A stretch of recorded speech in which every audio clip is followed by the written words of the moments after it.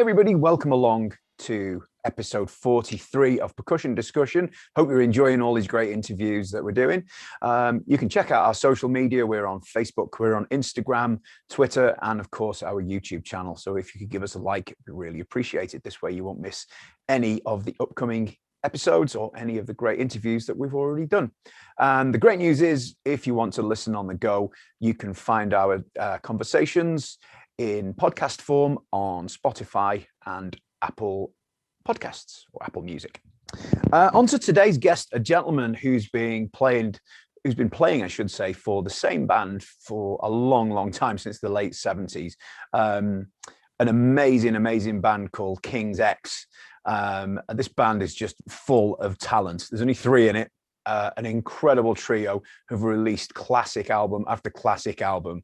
It gives me great pleasure to introduce a wonderful guy and an incredible drummer, Mr. Jerry Gaskill. My pleasure. It's great to see you. Now, first things first, how's the health at the moment? Is it all good? I think it's great. Yeah. I think I'm doing everything I can to keep myself healthy, and the doctors say I'm doing well. Good. That's good. You're looking very fit and healthy. So, it's I work out 5 days a week. Well, you try to eat good, got a couple dogs and a wife, so I'm doing great. that's 5 more days than I do at the moment. So good on you. Yeah.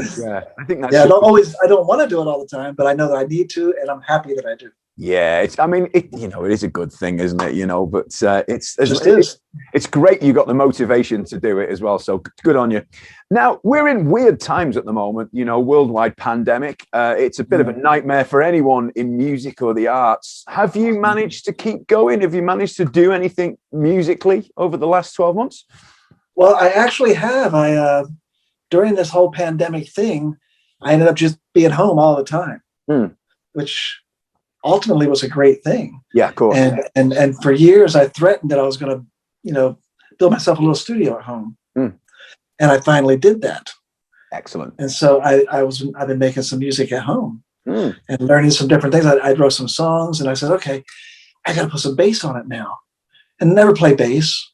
So I pick up the bass, didn't even know where to put my fingers on it. Right. Yeah. So, and I figured it out, and I go, and I thought I could build some pretty badass stuff on the bass. I played it for some friends, and they said, "Oh, that's a nice bass line there." So things like that. So I've been doing that. Excellent stuff. And did you already have the studio ability to work all the gear, or have you had to learn that as well? Oh, I'm totally learning. I'm in kindergarten. Right. Okay. Yeah. But I'm getting there. Yeah. It's good fun. It's a challenge, isn't it? Learning to use it. Oh, it is a challenge. Yeah. And I think it's one of those things that you'll never ever master completely, because there's so much to learn. I've tried it myself, I know.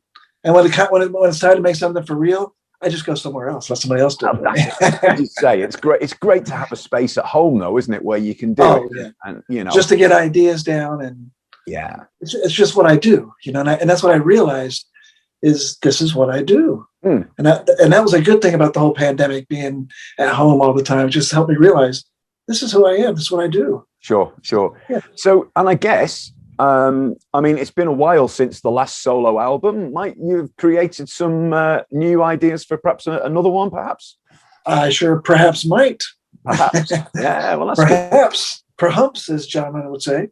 That's I do believe that will happen someday in the future. That's good. That's good. Yeah. That's good. Yeah. Along with the new King's X. Yeah, of course.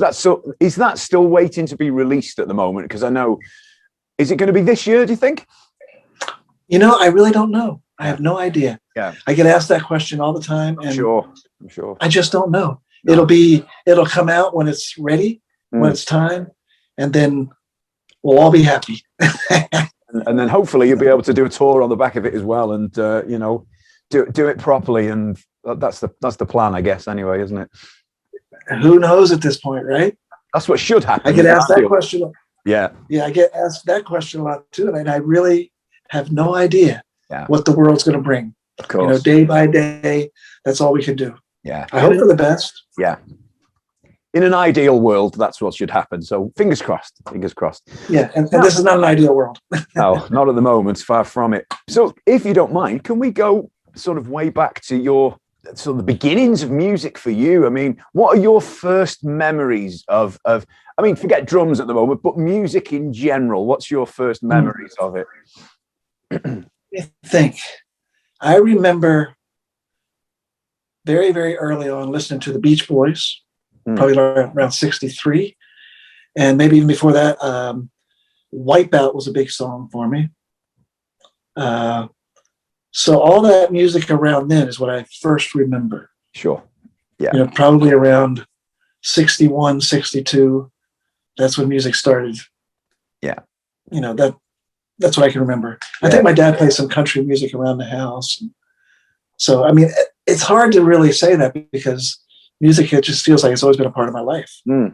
So where it started, I don't really know. Sure. I mean, it's a great era to be gathering your early influences from, though, isn't it? I mean, the Beach Boys. Oh, yeah. Yeah, I was listening to the Beach Boys even before the Beatles. Yeah, exactly. Because the Beatles hadn't come yet. Yeah. And we were in, but as soon as I heard the Beatles, that was it. That just took over everything. Really? Yeah. The Beatles were all that mattered at that point. Yeah. So, I mean, you know, for one, me personally, I prefer the Beach Boys harmonies to the Beatles harmonies, but maybe that's just a personal thing. I don't know. Well, I don't really prefer anything to anything. No, that's a good way. I love the Beach Boys harmonies. I love a lot of their music. Yeah. But there's something about the Beatles though they just captured everything for me. Yeah. You know, everything about, you know, who I was in life and just what you wanted to do. And it just seemed more real than anything that could possibly be. Sure. If that makes any sense. Yeah, it does. It really does. And so let's go on to early influences, because obviously this is it is an actual drummer's interview channel, if you like. So, you know, we like to talk drums now and then. So who are the early influences? Obviously, I guess you're going to say Ringo. That's a given. I'm going to have to say Ringo. Yeah, he was probably the earliest. There had to have been somebody before that, because I was 4 years old when I got my first real drum. And that's all that mattered to me, was having a real drum. Yeah. And I got a snare. And even before that, I had a toy kit that I would play. And I think there's a picture of me probably about 4 years old. I think I had fallen asleep behind my little toy kit. And there's these two girls about my age just standing there next to me. They were awake. I was asleep. So I guess it's always been about the girls, kind of. You know, gotta have the girls there. But Ringo's probably the biggest. Before that, I just don't remember. It had to have been somebody, but I don't remember. But yeah, Ringo. And then from Ringo, you know, of course, John Bonham. Yeah. You know, just what can you say? John Bonham. Yeah, you can't, can you? He is probably, if I have to choose, the biggest influence would be John Bonham. Right. Yeah. And I've always felt that if there's and Buddy Rich, I always felt that if you take Buddy Rich and John Bonham, somehow meld them together to become one, that would be absolutely perfect drumming. Dream drummer. Yeah. That'd be perfect. Yeah. Yeah. Then there's Carmine Appice was a big one too. Oh, Carmine. Were you a Vanilla Fudge? No, I was into Cactus. Right. A bit later on. Yeah. Okay. A little bit later on. Yeah. Yeah. I had that first Vanilla Fudge record, but Cactus was what really did it for me. Yeah. Well, I was lucky. Yeah. I had Carmine on as a guest a couple of months ago, and he was great as well. You know, so I know he's influenced. Well, he influenced Bonham. So you know, one of the innovators. Yeah. Absolutely. Yeah. So some solid influences there. Now, did you have a formal education in music? Did you have lessons, or are you primarily self-taught? I am 100% self-taught. Yeah. I've never taken any lessons or anything along those lines. You haven't? Wow. I actually had a friend come over one night quite a few years ago, and he was going to teach me some things, you know, about actual, you know, learning about some reading of drum music or whatever. And before he left, I decided, if this is what drumming is about, I don't even want to be a drummer anymore. This is not who I am, and I will not do this. Yeah. You know, I play the drums the way I do, and that's all there is to it. If that's not enough, then it doesn't matter to me. Let's be honest. Not to say there's not a place for that. No. Of course, there's absolutely a place. It's awesome and incredible what people can do and learn from that. Just for me, that's just not where I'm at. Well, you've kind of got by okay, haven't you, for the last however many 40 years. Kind of. You know, you've done okay. So Carmine's my buddy now, so there you go. Must have done okay. So take me back to when you and the King's X guys first met. Can you remember the first meeting with them, or be it musical or just a social thing? Yes, I can. I remember the first time I met Doug, he had moved to Springfield, Missouri to join a band that I was joining. And that's where I first met Doug. Yeah, sure. And when I first met Ty, I was doing this demo with a guy named Greg Voles. And it was a demo for some girl named Tracy Zinn. And in the corner of this building, it was a church building. And in the corner, I heard this guy playing guitar, and he was doing these licks. I thought, my God, that guy can play the guitar. And that ended up being Ty. Oh, there you go. Say no more. And then Doug saw Ty play somewhere and came back and told me about this guy that he had just seen. It happened to be Ty. And I had played with Ty too. And as time went on, we said, hey, why don't we just become a band? Yeah, gosh, what a moment. So can you remember the first time the three of you played as a trio? That must have been some magical moment, was it? I'd hope it was anyway. Well, I remember the first time we got together to play, and it wasn't a trio the first time. There's another guitar player as well. Okay. When we all got together. And I think we all decided, yes, this is who we want to play with. But then the guitar players left, and it ended up with just the three of us. And that's when we realized that the three of us is what this band is all about. And we just took it from there, and then here we are now. Yeah. Was that magic evident straight away? It was. Yeah. It felt immediate. Yes, it did. Because I've asked this question to so many people. Was it there for, is it from the beginning? Because I think great bands have it from the beginning. It's not something that are made slowly. It's there and it's built in. Yeah, it was immediate, and to the point where we gave our whole lives to it. And it's been a little over 40 years now. We're still together, throughout everything, whether things were working or not. Yeah, we're still together. It's a hell of a career, isn't it? It really is. Oh my God. It's a career that you have no choice. You do it because that's just what you do. If it was all about the money, then we would have been gone a long time ago. So you were signed to Megaforce, obviously, with Johnny Z quite early on, and that's there's some interesting stablemates you had there at the time, wasn't there? Because it was it was a really heavy label, if you know what I'm saying. Absolutely.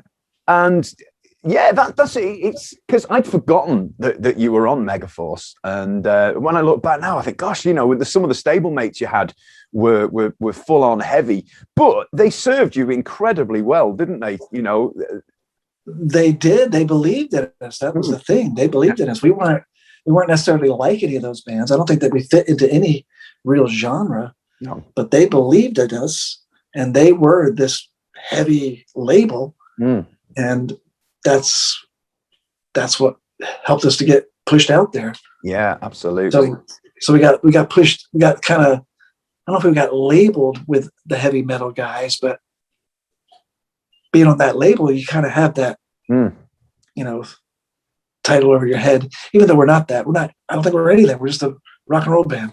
Yeah, it's incredibly difficult to pinhole you, isn't it? Because you just pigeonhole you, I should say. Yeah. It's nigh on impossible, isn't it? No two tracks are the same style. It's just, it must be great fun to be in King's X. Well, what should we do? We'll do whatever we want to do, and the fans lap it up every time, don't they? Let's be honest. Yeah, we have been fortunate in that.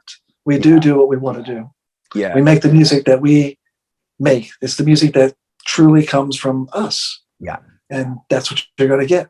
Otherwise, it's not going to be King's X. Yeah, exactly. I mean, and the thing that sets you apart, again, well, apart from the great songs and the great playing, obviously Doug's voice is phenomenal, but the fact that the vocal firepower from yourself and Ty as well, that's just it's a real trademark, isn't it? The harmonies and just a huge sounding trio. It really is, and it's one I never tire of hearing. I'll be honest. So it's, thank you. Well, it's great. I mean, I think the first song I ever heard was "I'll Never Be the Same" from the wow. And I don't know why. I don't think it was a single or anything, that one, as far as I'm aware. And I don't even remember where I heard it. And I remember instantly going, yeah, this is really good. And I think that was the fourth record, I think. Was it really? Yeah, I think that was the fourth record. Because that was about, I think, maybe, no, it might have been Gretchen. I don't know. Yeah. I think it was Gretchen. It was Gretchen. Yes, it was. Yeah, I don't know. I forget those things. Don't count on me for that kind of stuff. Oh, and I remember instantly going, yes, this is just incredible. And then Faith, Hope, Love came out, and that took it for me up another notch again. Just magnificent. But there's one song I'd like to talk about, and that "We Were Born to Be Loved." From a drummer point of view, that ending is absolutely incredible. How did you come about with that ending? How did that happen? Because, well, we were just in the studio with Sam, me, Ty, and Sam, and all of us actually. We just, I guess, felt that the ending needed to be something a little bit crazy, yeah, a little bit out there, and we just came up with like some really almost silly ideas, I think. Yeah, to make it work, but and it does, and it works. It does work. That's exciting. Yeah, and it's fun. It is. I was talking to a friend of mine the other day, and he brought it up and reminded me of it, and another drummer, and we've tried playing along with it, and it's fiendishly difficult, I have to say. Yeah, that's probably the only song that we do that I have to do some kind of counting. Yeah, I'm sure. I have to count just a little bit. A lot of it is feel, but I do have to count just a little bit. Yeah. So can you? How many takes was that? Can you remember? Was it? Oh, I have no idea. No, I can't remember. Yeah, I can't remember what it felt like to even play it in the studio. Don't even remember doing it in the studio. Actually. Oh well, it's there, and it's a great legacy to have. So there we go. It's a great album. Now that you played Woodstock 2004. Hopefully you've got memories of that one. I have some memories. Now, there was rumored to be over 500,000 people at that. Yeah, it must have been incredible. What can you tell us about that one, Jerry? Well, it was incredible. I have different stories to say about that. But as far as the crowd goes, it was truly a sea of people. Everywhere you looked, there were people. Yeah, it was incredible. And I do remember looking out into the crowd, and there's this whole section that went all the way across as far as you can see, right? Like, I don't know how deep, maybe 10, 15 people wide. And they were all brown. It was the mud people. Right. Just like Woodstock. Yeah. And that's the thing about 2004. Was it 2004? Yes, I think it was, yes. No, it was 1994. Was it 2004 or 94? 94. Was it 94? Was it? Oh, I got my dates wrong. There's another one in 2004. I think. Right. You was the previous one. But we didn't do that. We did the first. We did the first one. Yeah. And it really, really did feel like Woodstock. Yeah. Yeah. And it had the vibe. I felt it. And it was just incredible just to be around all these people and hanging out with people, and, seeing the sort of the love, the peace, love, and music thing. Yeah. So it was great. It was great. It's just I can't imagine how it feels to play to that many people. I guess there must have been quite a bit of excitement about before going on, or that. I don't know. Is that the same before any show? I don't know. Well, when it gets right down to it, it's another show. Yeah. We're on tour. Yeah. Oh, Woodstock's tomorrow, so we go to play Woodstock, and we do our show like we do all the shows. Sure. It has a little bit of a different feel about it because it's 300,000 people or whatever. Yeah. But still, it's just another show. When you get on stage, you just do what you do. Yeah. If it's 5 people, if there's 1 million people. Yeah. Right. Yeah, of course. And, so there's that. it must have been. I just, yeah. I was watching some footage of it. There's some footage on YouTube. It's a little bit grainy, but the energy is there, and it just sounds ridiculous. Thanks, Maddie. Yeah, you're welcome. You're very welcome. And I heard somewhere that you ended up playing with Roger Waters at some point or other. Have I got this correct? I did. Wow, you want to hear that story? I do, please. Yes. This is one of my favorites. Yes, let's have it. Okay, this is probably, I think it was 2007, and John Bon Jovi was having a party at his house in the Hamptons. Yeah, and I was asked to be a part of the house band, so I did that with some people that I knew, great players, and at one point we're outside, and it turns into a concert. Yeah. John comes up on the stage and he starts inviting people who are there to come up on stage and jam with us. So at one point, for about 45 minutes, it ended up on stage jamming together with us was Billy Joel, Jimmy Buffett, Jon Bon Jovi, wow, Roger Waters, and Paul McCartney. It almost sounds like it's not even real, right? That's insane. But it was just absolutely incredible. But again, when I'm on stage playing, it's another gig. I'm playing. It just so happens I'm playing with Roger Waters and Paul McCartney and Billy Joel, and it was just absolutely incredible. Wow. And afterwards, Bon Jovi had like couches and beds and pillows all over his lawn so people could be comfortable. And it was a star-studded cast of people. I mean, it was just a star-studded cast of people. It was unbelievable. And we're tearing things down, and I noticed that Paul McCartney's still sitting out there, kind of by himself, on one of these pillows. So I said, I think I'm going to go talk to him. I mean, why not? Right there, he is. Yeah. So I walked over to him, had his back to me, and he was sitting on a pillow, and I tapped him on the shoulder. And he turns around and sees me, and he puts his hand and goes, "Hey, man, sit down." He made me sit with him, and he started talking to me and telling me like old Beatles stories. And I just got like 15, 20 minutes. We're just hanging out together. And it was so easy just to talk with him. Yeah. And at one point he looks at me and goes, "You're a good drummer. Keep it up." And it was just incredible. It really was. That's a once in a lifetime moment, isn't it? That. Yeah. Well, and then after the whole thing was over, we're all up sitting on Jon Bon Jovi's deck or whatever it was, and John says, "What? How did he put it?" He said, "Oh man, how did he put it now?" Basically, he said, "What greater or what higher pinnacle of our careers is there than the fact that we just played with Paul McCartney?" It's like, yeah, kind of, yeah. So, this incredible jam session with musical royalty was it just get up and play anything, or was it an organized thing? You're going to play? No, we had no idea these people were going to be up there at all. We had no idea.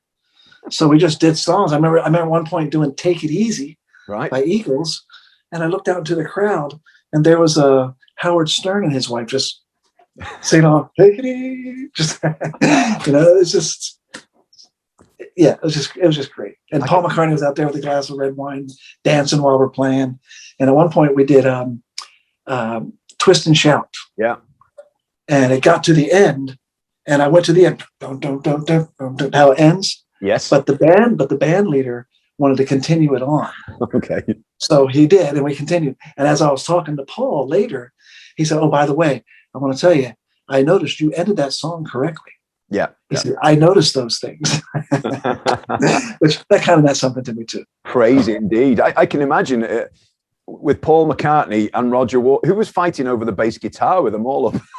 Well, the funny thing is, Paul only sang. Right. Okay. He didn't play. And Roger played an acoustic guitar. Okay. Right. I see. Yeah. I see. Yeah. I mean, are you a Pink Floyd fan? Would you have, or I definitely love some Pink Floyd. Yeah. I love the Metal record. Yeah. Of Dark Side of the Moon. Yes. Yeah. That's my favorite, Dark Side. But it's an incredible story. That it must have been a pinch yourself moment to think, you know what. Yeah, maybe later. But as it's going on, you're just there and you're doing it. Yeah. Like life is. But yeah, I'm very honored that I was able to do that. That's just that's phenomenal. It really is great. And it's all because I moved back to New Jersey to be with my wife. Oh, of course, yes. Yeah, she wasn't my wife at the time, of course, but she's my wife now. Yeah. But so I moved here to be with her and had no idea what this area was going to be like, where we're moving to. But it turns into a treasure house of musicians. Really? I've ended up playing with Bruce Springsteen, and I was his drummer for an entire show. Really? Which was absolutely incredible. Yeah. And he was at the Bon Jovi thing too. Right. Is this before you played with him, or? Yeah, I played with Bruce before the Bon Jovi party. Right, I see. And I remember I got the call, hey, do you want to do this show with Bruce? I said, yeah, I do. And then as soon as I hung up the phone, I'm thinking, oh my God, what have I done? I've got to actually learn these songs and I'm going to play with Bruce. Yeah. And the whole time I'm thinking, okay, we'll get there. And he'll say, well, I think I'll just do this acoustic tonight, because this drummer's just not happening. That's what I was thinking. I felt that. Yeah. But then, and we get there, and the other guys in the band were telling me, don't worry if Bruce doesn't say anything to you. He doesn't really talk to the band members. He just comes in, does the thing, and that'll be that. Yeah. And I said, all right, whatever, fine, cool. So finally he comes in. We do this sound check rehearsal thing, right? And I think the first song we did was Pink Cadillac. Mm-hmm. And at that point, I wasn't really a big fan of Bruce. It didn't really matter to me that much, but I knew of his, iconic stature. Yeah. And but he counts it off, and as soon as he counts it off, we start playing. I'm going, wow, this feels great. This guy can play, and I think this is going to be a great night. Mm. And then as soon as the song finished, he turns around and looks at me and goes, that was great. All the other guys say, oh my God, he's going to be Bruce's drummer now. That kind of vibe. And then we hung out that night, and he's a great guy. It was awesome. Yeah. And the reason I brought that up is because at the Bon Jovi party, we were all sequestered by the pool area, the band was.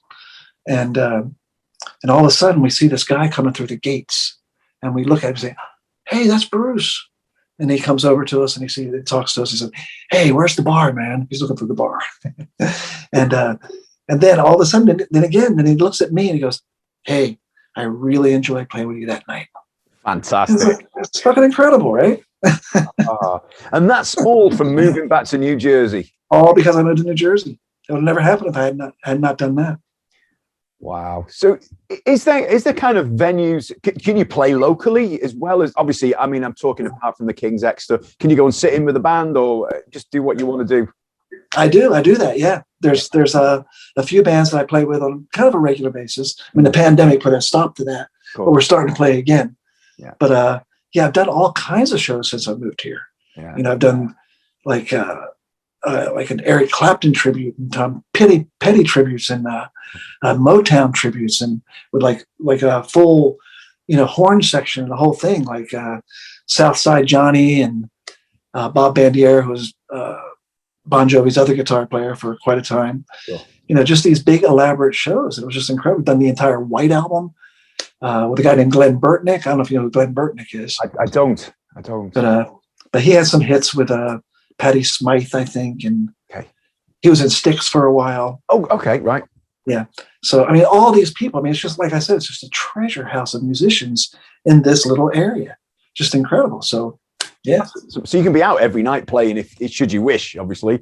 Yeah, but I don't wish that. No. It's just nice to keep your hand in every now and then. I like being home.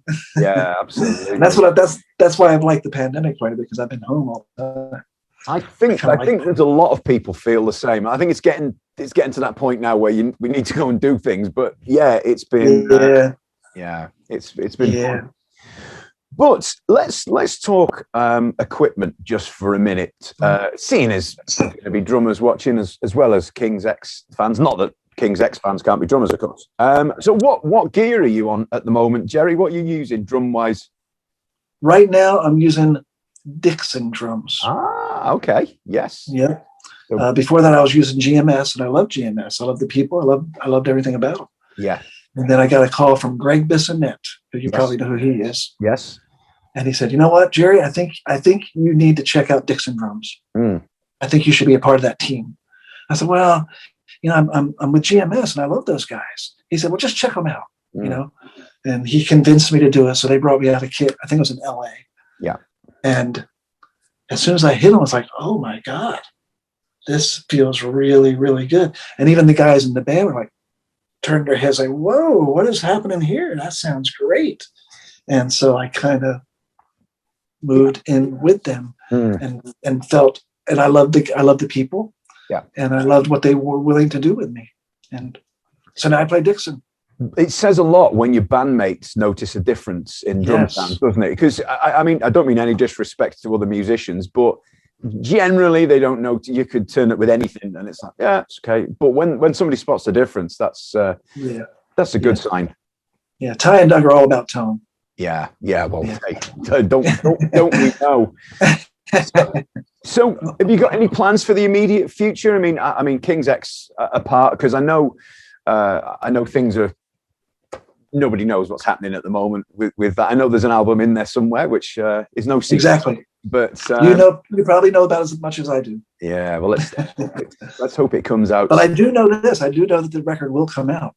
Good. And it will be somewhat soon. Yeah. Somewhat soon. I just don't know when that is. Sure. Yeah. Well, let's just hope we get you over in the UK so we can all see you again. Have you happy memories of playing in the UK? Oh, absolutely. Absolutely. All memories of the UK are happy. I remember the first time we came to England, to the UK, it was like a dream, especially for Ty and I. It's the land of the Beatles. Of course. Of course. And here we are. And we didn't know what to expect. How do you know what to expect? We had been on the cover of Kerrang, and they seemed to be hyping us up quite a bit, which we were very thankful for, but we didn't know. And we played the Marquee. I think this is 1988. Right. And we walk out on stage and the place was completely packed. From the very first note we played, the entire place was jumping up and down in the air, singing the songs. Like, oh my God, this might work. And ever since we've been back, the UK has just been one of our favorite places to play. Yeah. Well, let's hope we get you back soon. Look, Jerry, this has been an absolute delight. Thank you so much for giving up your time. I really appreciate it. Sure, man. Let's hope we get this album out soon, and with a bit of luck, maybe maybe a tour to promote it, and then get back over here again, and we'll all come and see you again. That sounds good to me. Anyway, that would be great. We'll hope that happens. Thanks so much, Jerry. Much appreciated. Sure, man. Thank you. Take care now. Bye bye. All right. You too, man. See you. Thank you.